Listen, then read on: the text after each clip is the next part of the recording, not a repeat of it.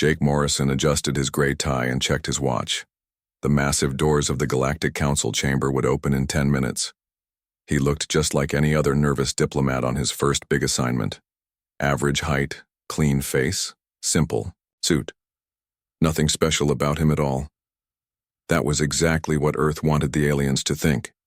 Ambassador Helen Carter stood beside him, going over her notes one more time. She was the real diplomat, the one who knew all the rules and fancy words. Jake was just supposed to sit there, take notes, and look harmless. At least that's what his papers said. "Remember, Jake, let me do the talking," Helen said without looking up. "Just observe and learn. These alien species have been dealing with each other for thousands of years. We're the new kids here." Jake nodded and smiled. "Of course, Ambassador. I'm just here to watch and learn." The truth was different.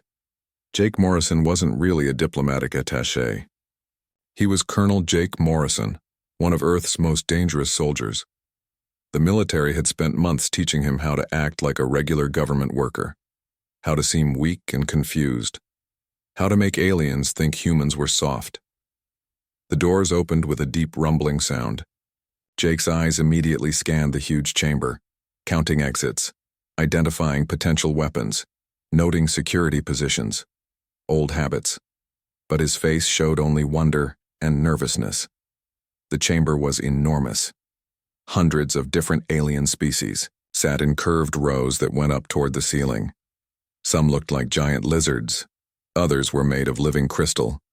There were bug-like creatures with too many eyes and floating gas clouds that somehow spoke through machines. "Impressive," Jake whispered to Helen, playing his part perfectly. They walked to the small section marked for Earth. 2 simple chairs in the very back. The message was clear. Humans were not important here. High Chancellor Mordun rose from the center platform. He looked like a walking diamond, light bending through his crystal body in rainbow patterns. When he spoke, his voice came from speakers throughout the chamber. "The Galactic Council recognizes the petition of the species called humans for membership in our civilization." A wave of sounds filled the chamber. Clicks, hisses, electronic beeps, and other noises Jake couldn't identify. None of it sounded friendly. Counselor Zethkri stood up from the reptilian section. He was 7 feet tall with green scales and yellow eyes that never blinked. "High Chancellor, we must speak honestly about this request." Jake watched Zethkri carefully. The alien's posture, the way he moved his hands, the tone of his voice. Everything suggested barely controlled aggression. Jake had seen the same signs in human enemies just before they attacked. "The humans come from a world of constant war," Zethkri continued. "They have never known true peace. Their history is written in blood. How can such creatures join our peaceful council?" More sounds of agreement filled the chamber. Jake noticed which species were making the most noise. The insect-like hive minds were clicking rapidly. A group of 4-armed humanoids were banging their weapons on their chairs. Even some of the peaceful-looking species were nodding. Helen started to stand, but Jake gently touched her arm. "Let them talk first," he whispered. "Learn what they really think." Another alien rose. This one looked like a giant praying mantis with silver skin. When it spoke, the voice was like grinding metal. "Drone Queen Zilthera agrees with Counselor Zethkri. Humans are too primitive, too violent. They will bring chaos to our order." Jake made mental notes. Zethkri was clearly the leader of the opposition. Zilthera was his strongest supporter. The 4-armed security chief, his name tag said Corvex, was probably the muscle. A classic power structure. What the aliens didn't know was that Jake had read every file Earth had on each of them. Their military capabilities, their weaknesses, their political relationships, information gathered by human intelligence services that were very good at their job. High Chancellor Mordun raised a crystal hand for silence. "What evidence supports these claims?" Zethkri activated a holographic display. Images of human wars filled the air above the chamber. Ancient battles, modern conflicts, weapons of destruction. Look at their weapons. Look at their history. In just the past century, they have killed more of their own kind than most species kill in 10,000 years. They even created weapons that could destroy their entire planet. Jake kept his expression neutral, but inside he was analyzing. This wasn't just disapproval. This was fear. The aliens were afraid of humans, so they wanted to reject them before they became a threat. Furthermore, Zethkri continued, they send us this pathetic delegation. One real diplomat and one... He looked directly at Jake with contempt. One minor bureaucrat who looks like he has never left his home planet. Several species made sounds that were probably laughter. Jake played his part, looking embarrassed and uncomfortable. He slouched in his chair a little, making himself appear even more harmless. Helen finally stood. Honored council members, humanity has indeed had conflicts in our past. But we have also shown the ability to learn, to grow, to build peace. We offer our unique perspectives and capabilities to benefit all species. Capabilities? Zethkri's laugh was like breaking glass. What capabilities? Your greatest achievement is barely reaching your own moon. Your technology is primitive. Your social structures are chaos. What could you possibly offer us? Jake noticed something important. While Zethkri was speaking, several other aliens were making small gestures to each other, hand signals, eye movements, the subtle communication patterns of people planning something together. Perhaps, said High Chancellor Morden, we should defer this decision pending further cultural assessment. It was a polite way of saying no. Jake wasn't surprised, but he was very interested in the continued secret communication happening around the chamber. As the session ended, Jake helped Helen gather her papers. She looked disappointed but not defeated. Don't worry, she said quietly. This was just the first meeting. Diplomacy takes time. Of course, Ambassador, Jake replied. I'm sure we'll have more opportunities to show them who we really are. As they walked toward the exit, Jake's trained senses picked up more than Helen realized.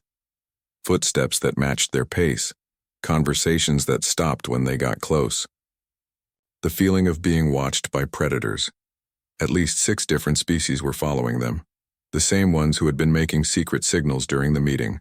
Jake cataloged each one without turning his head or changing his expression. In the corridor outside the chamber, Zethkri approached them with what might have been a smile on his reptilian face. Ambassador Carter, Attaché Morrison, he said, formally.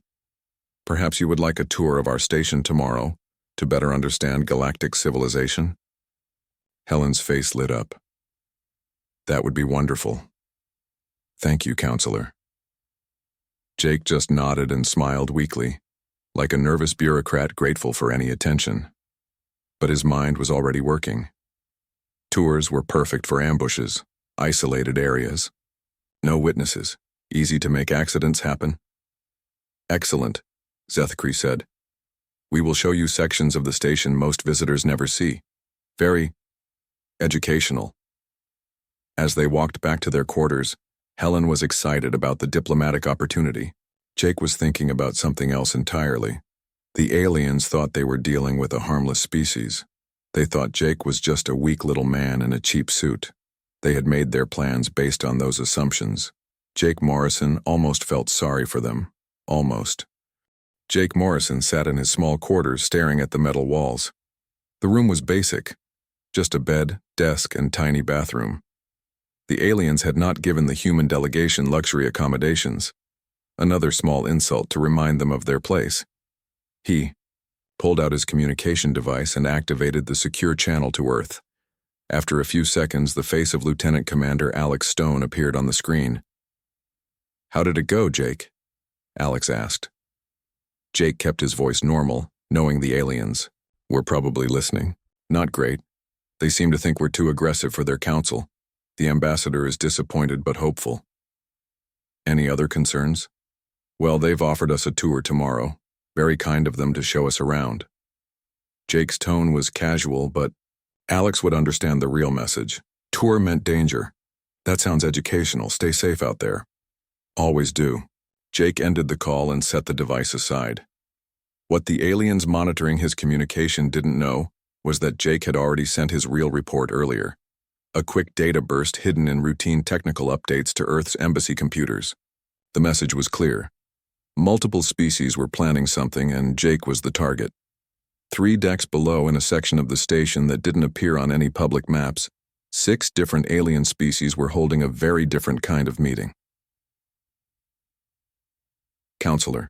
Zethakri stood at the center of a circular table. His yellow eyes gleamed in the dim light. Are we all in agreement? Drone Queen Zilthara clicked her mandibles together. The hive minds agree. The humans must be taught their place before they become a real threat. Captain Corvex, the 4-armed security chief, slammed one fist on the table. My people have fought humans in border conflicts. They are more dangerous than they appear. We should act now while they are weak. A floating gas cloud that called itself Ambassador Veltar pulsed with different colors. The ethereals worry about human potential. Their growth rate is concerning. Better to end this now. 2 more species nodded their agreement. The plan was simple. Tomorrow, during the tour, Jake Morrison would have an accident. The weak human attaché would die, and Ambassador Carter would be so scared she would withdraw Earth's application immediately. What about the human military? Asked one of the others. They might investigate. Zethakri laughed. Look at what they sent us. A nervous little man in a cheap suit. If this is their best diplomatic protection, their military is probably just as pathetic. None of them knew that Jake Morrison had killed more enemy soldiers than all of them combined. None of them knew that his cheap suit was actually advanced armor disguised as regular fabric. None of them knew that Earth's military was very good at making their most dangerous weapons look harmless. Back in his quarters, Jake was doing something that would have surprised his watchers. He was exercising. Not obvious military training, just simple stretches and basic movements. To anyone watching, he looked like a desk worker trying to stay in shape. Actually, he was testing his body's readiness for combat, checking joint flexibility, muscle response, reaction time. Everything felt good. The months of pretending to be soft hadn't made him soft. A soft knock at his door interrupted his routine. Jake opened it to find Ambassador Helen Carter looking worried. Jake, can I come in? Of course, Ambassador. He stepped aside to let her enter. Helen sat on the single chair while Jake sat on the bed. She looked tired and stressed.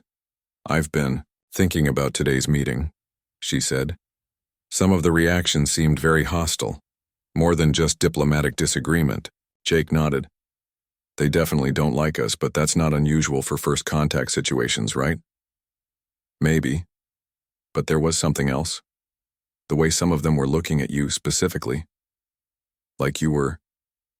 She paused, searching for words. Like I was what? Like you were prey. Jake felt a moment of respect for the ambassador. She wasn't trained for this kind of danger, but her instincts were good. I'm sure it's just because I'm obviously new to all this, he said. Don't worry about me, Ambassador. I can take care of myself. Helen studied his face. For a moment, Jake thought she might see through his act. There was something in her eyes that suggested she knew more than she was saying. Jake, what did you do before you joined the diplomatic service? It was a dangerous question. Jake's cover story was solid, but Helen was smart. Paperwork, mostly. Administrative support for various government departments. Pretty boring stuff.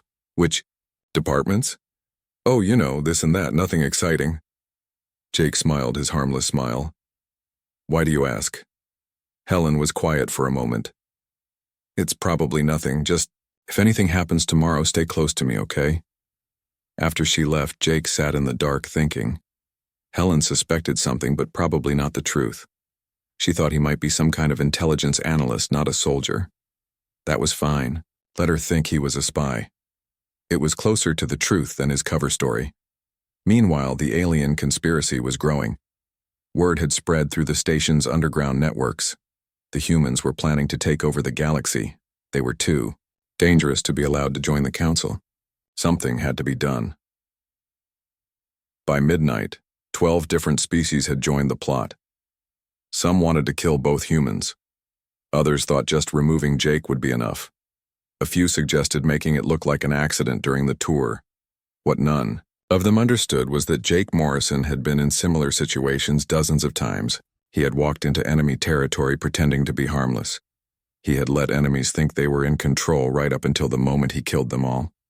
The difference was that those had been human enemies. Humans who understood what other humans were capable of. These aliens had no idea what they were dealing with. Jake pulled out his communication device again. This time he activated a different channel, one that would look like routine maintenance data to anyone monitoring. "Stone here," came the reply. "Everything is proceeding normally," Jake said in a bored voice. "Standard diplomatic protocols in effect. Understood. Weather looks clear for tomorrow. Copy that. Should be a nice day for sightseeing." Alex Stone, sitting in a secure facility on Earth, understood perfectly. Jake was surrounded by hostiles planning to kill him, but Jake was ready and Earth's backup plan was in motion. 3 hours later, Captain Lisa Parker received her orders. The stealth ship UES Shadow would arrive at the station in 18 hours. Not to rescue Jake Morrison, but to make sure his mission succeeded, because Jake Morrison didn't need rescuing. He was exactly where Earth wanted him to be. As Jake settled into bed, he thought about tomorrow. The aliens would try to kill him in some isolated part of the station. They would expect him to be scared, confused, helpless. They would learn the difference between a human diplomat and a human warrior. But first, he had to let them think they were winning. He had to walk into their trap looking like easy prey. He had to give them every reason to believe their plan would work. Jake Morrison smiled in the darkness. Tomorrow was going to be very educational for everyone involved. The aliens thought they were hunting a sheep. They were about to discover they had cornered a wolf. Jake Morrison finished his breakfast and checked his watch. The tour would start in 30 minutes. He had slept well, something that always surprised people who didn't understand soldiers. The night before a fight was when you got your best. Rest Ambassador Helen Carter knocked on his door right on schedule. "Ready for our grand tour?" she asked, but her smile looked forced. "Absolutely," Jake replied, grabbing his small notebook. "I'm excited to learn about galactic technology." They walked through the station corridors toward the meeting point. Jake noticed more security cameras than usual, more alien personnel in the hallways. His trained eyes picked up at least 8 different species that seemed to be casually positioned along their route. Counselor Zethkree was waiting for them near the main elevator banks. With him were 3 other aliens Jake recognized from yesterday's meeting: the insect-like drone queen Zilthara, a floating gas cloud called Ambassador Veltar, and Captain Corvex, the 4-armed security chief. "Welcome, honored guests," Zethkree said with his sharp-toothed smile. "We have prepared a very special tour for you today." Helen shook hands with each alien in the traditional diplomatic way. Jake just nodded and smiled nervously, playing his weak character perfectly. "Where will we be going?" Helen asked. "First, we will show you our manufacturing districts," Zilthara clicked. "Very impressive technology. Then the power generation facilities. Finally, the waste processing systems." Jake's mental alarm bells rang immediately. Manufacturing, power, waste processing, all areas that would be isolated, noisy, and dangerous. Perfect places for accidents to happen. "That sounds fascinating," he said in his mild voice. "I love learning about infrastructure." The elevator ride took them deep into the station's lower levels, areas most visitors never saw. Jake counted the floors as they descended. 15 levels below the diplomatic quarters, a long way from help. When the doors opened, they stepped into a massive industrial complex. Machines the size of buildings hummed and sparked with alien energy.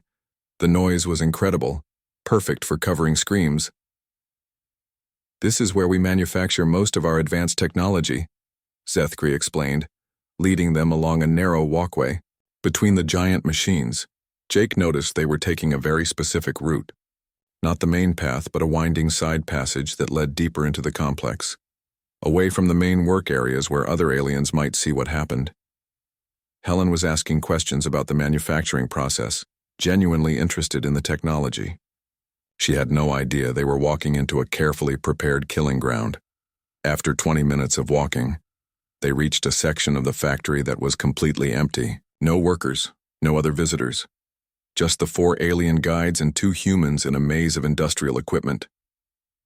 This is our newest production line, Veltar said, his gas cloud pulsing with different colors. Very advanced. Very dangerous if you don't know what you're doing. Dangerous how? Helen asked. Zethkri's smile became wider. Oh, many ways. Electrical systems can malfunction. Heavy equipment can fall. Humans are so fragile compared to most galactic species. Jake felt the shift in the air, the moment when pretense ended and real intentions began. He had felt it hundreds of times before in combat zones across Earth. Ambassador Carter, Zethkri continued. Perhaps you would like to see the main control room. It's just through that corridor. Very impressive. Helen looked where he was pointing, a passage that led away from the main factory floor. Away from Jake. What about Jake? She asked. Oh, he can stay here and examine this equipment more closely. After all, he seems very interested in technical details. Jake saw Helen hesitate. Her diplomatic instincts were warning her that something was wrong, but she couldn't figure out what. Go ahead, Ambassador, Jake said softly. I'd love to get a closer look at these machines. Helen looked at him for a long moment. There was something in her eyes that hadn't been there before. A kind of recognition, like she was seeing him clearly for the first time. Are you sure? She asked. Absolutely, I'll be fine. Helen walked toward the corridor with Veltar floating beside her. Jake watched them disappear around a corner. Now it was just him and the three most dangerous aliens on the station. The pretense dropped immediately. Well, well, Zethkri said, his voice no longer diplomatic. Alone at last. Captain Korvax moved to block the path back to the elevator. His forearms each held a different weapon. Salthara clicked her mandibles and spread her razor-sharp wing covers. Do you know why you're here, little human? Zethkri asked. Jake looked around nervously, still playing his role. For the tour? No. Zethkri pulled out a curved blade that glowed with energy. You're here to die. I don't understand, Jake said, backing away from them. Why would you want to hurt me? Because your species is a threat to galactic peace, Silithara hissed. Because you're too dangerous to be allowed to grow stronger. Because killing you will send a message to Earth that they are not welcome here. Jake continued backing away until he bumped into a large machine. Trapped, exactly where they wanted him. But I'm nobody important, he protested. Just a government clerk. Why kill me? Because, Zethkri said, raising his energy blade, your death will break your ambassador's spirit. She will return to Earth and tell them to never come back. Your species will remain isolated and weak. And if they send investigators? Jake asked. Terrible accident, Korvax growled. Stupid human wandered into dangerous area. Got too close to industrial equipment. Very sad. Jake looked at each of them in turn. 3 of the galaxy's most dangerous species, all convinced they were about to kill a helpless bureaucrat. I see, Jake said quietly. And then everything changed. Jake Morrison stopped acting afraid. His posture shifted. His face became calm. His voice dropped to a tone that would have made any human soldier instantly alert. Before we begin, he said, I should probably introduce myself properly. Zethkri paused, confused by the sudden change in Jake's demeanor. My name is Colonel Jake Morrison, Earth Special Operations Command. I've killed more enemy combatants than the 3 of you have killed anything. This is my 407th combat mission. The aliens looked at each other uncertainly. This wasn't the reaction they expected. You've made several tactical errors, Jake continued in the same calm voice. First, you assumed I was what I appeared to be. Second, you separated yourselves from backup. Third, you brought me to an industrial area full of improvised weapons. Jake reached up and touched something on his collar. His simple gray suit suddenly became rigid. Armor plating activated throughout the fabric.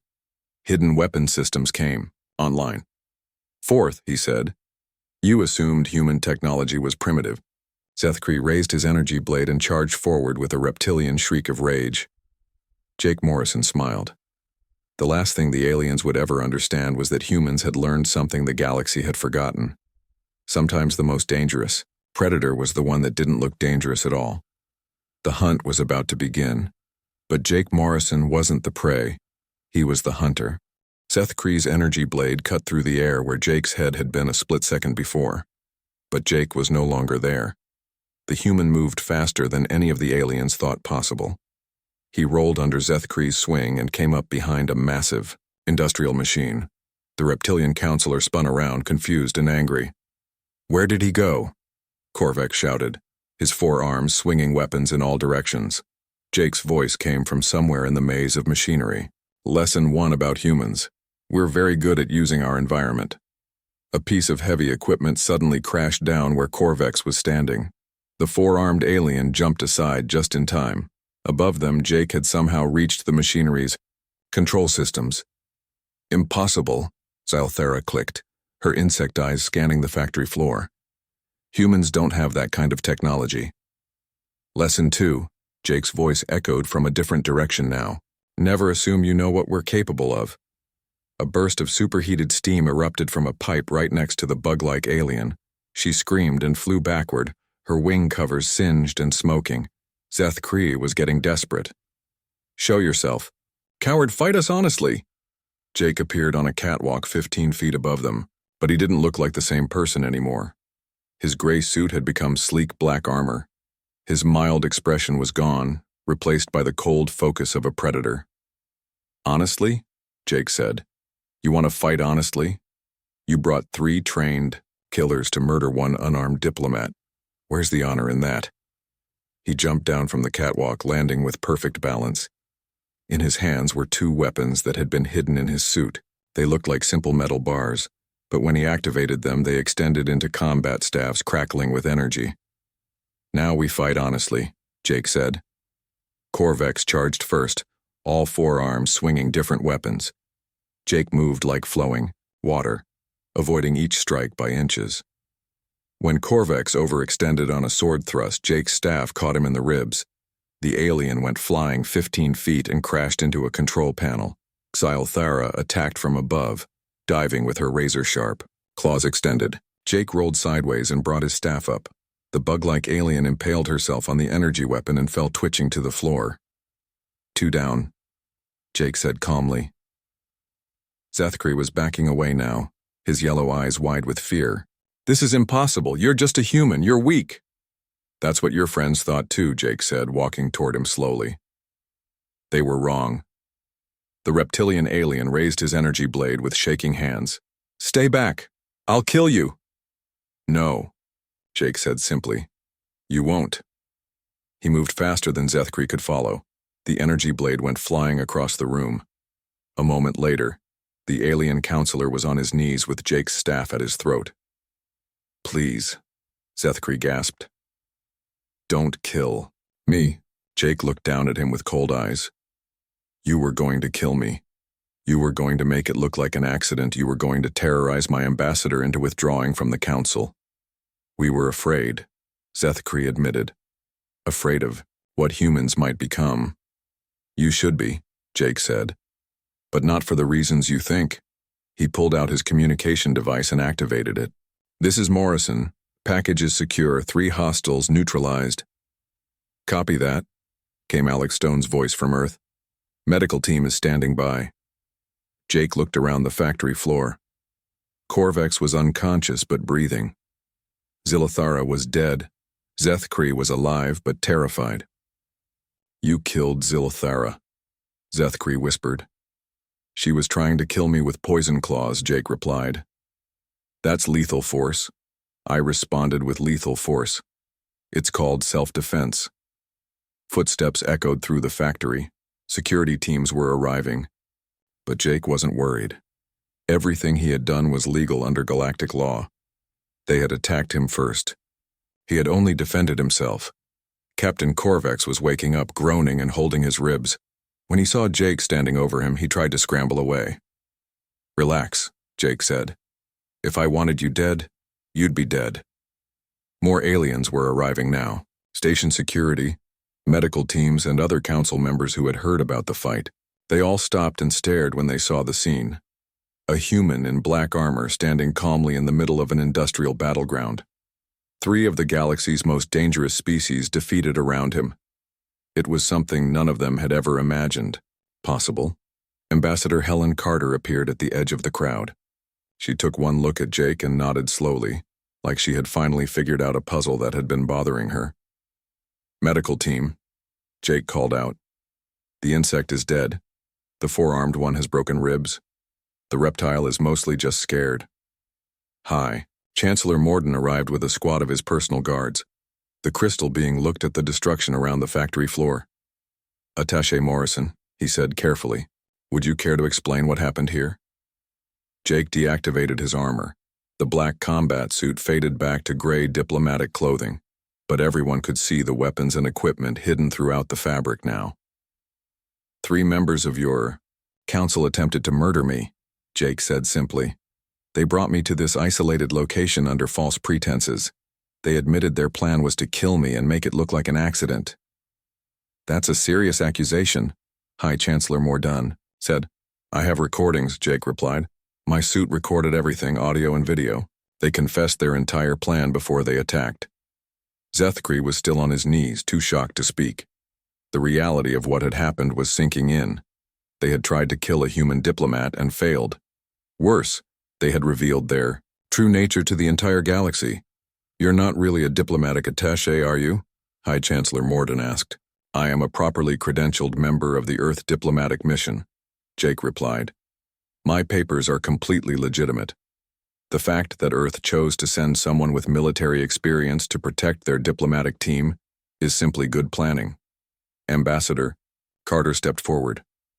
"High Chancellor, I demand a full investigation into this assassination attempt. 3 council members just tried to murder a member of my delegation." "Of course," High Chancellor Morden said. "There will be a complete investigation," but Jake could see the fear in the crystal being's eyes. Fear of what humans might do if they decided the Galactic Council was too dangerous for diplomacy. More species were arriving now. Word was spreading throughout the station.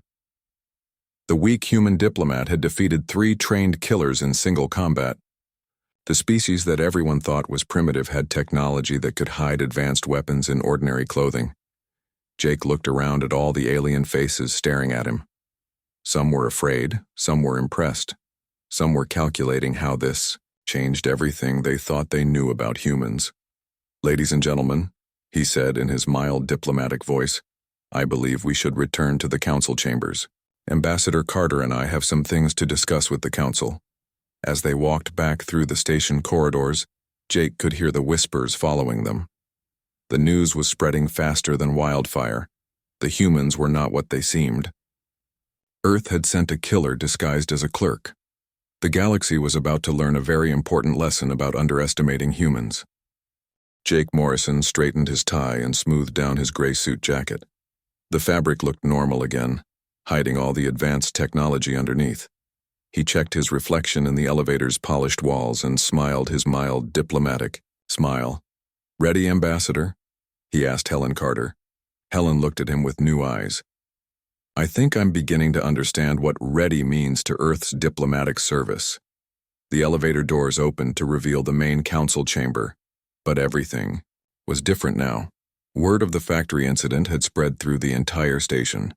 Every alien species in the galaxy knew that the harmless human attaché had defeated 3 of their most dangerous warriors in single combat. The chamber was packed. Species that hadn't bothered to attend yesterday's session were here now.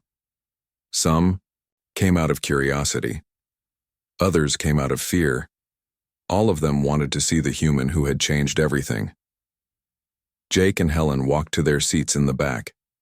But this time, the whispers that followed them were very different. Instead of contempt, there was nervous respect. Instead of dismissal, there was careful attention. High Chancellor Morden called the session to order. His crystal body seemed dimmer than before, as if the stress of recent events was affecting his inner light. "The Galactic Council recognizes that recent events require immediate discussion," he announced. 3 council members have been charged with attempted murder of a diplomatic representative. This is unprecedented in our history. Jake noticed that 12 empty seats were scattered throughout the chamber. The species that had joined the conspiracy against him were notably absent. Some were probably too embarrassed to show up. Others were likely reconsidering their entire approach to humanity. Before we continue, High Chancellor Morden said, the Council would like an explanation from the Earth delegation. Helen started to stand, but Jake gently touched her arm. May I, Ambassador? She nodded and sat back down. Jake rose slowly, taking his time to look around the chamber. Every alien eye was focused on him. Honored Council members, he began in his soft diplomatic voice, I believe there has been a fundamental misunderstanding about humanity. The chamber was completely silent. Jake could have heard a pin drop. You have been afraid of human aggression, our wars, our weapons, our capacity for violence. These fears are not unreasonable. Humans are indeed capable of great destruction. Murmurs rippled through the chamber. This wasn't what they expected him to say. But you have missed the most important point, Jake continued. Humans are also capable of great restraint. He gestured to himself with a small smile. I am a combat veteran. I have fought in dozens of wars on dozens of worlds. I have killed more enemy soldiers than most of you have killed anything. By your own standards, I should be the most dangerous person in this chamber. The silence was now complete. Even the background hum of the station's system seemed quieter. And yet, Jake said, yesterday I sat quietly while you insulted my species. I smiled politely while you planned my death. I allowed myself to be led into your trap without resistance. Why? He paused, letting the question hang in the air. Because my government sent me here to make peace, not war. Because diplomacy requires patience. Because humans understand the difference between necessary violence and unnecessary violence. Jake's voice became slightly harder. The 3 council members who attacked me crossed that line. They chose unnecessary violence against a peaceful, diplomatic mission. I responded with necessary violence to defend myself and my delegation. High Chancellor Morden leaned forward. Are you saying humans can control their aggressive instincts? I'm saying humans have learned to channel them, Jake replied. We don't fight because we enjoy it. We fight because sometimes it's the only way to protect what we value. Peace, freedom, justice, the right to exist without fear. An alien Jake didn't recognize stood up. It looked like a walking tree with glowing bark. What assurance do we have that humans won't use their military abilities against peaceful species? Jake smiled his diplomat smile. The same assurance you give us, your word, your honor, your commitment to the principles of this council. But you're so much more dangerous than we thought, another alien called out. Are we? Jake asked. Or, are you simply less dangerous than you thought you were? The question hung in the air like a challenge. Jake let it settle before continuing. Every species here has weapons, military forces, the capacity for violence.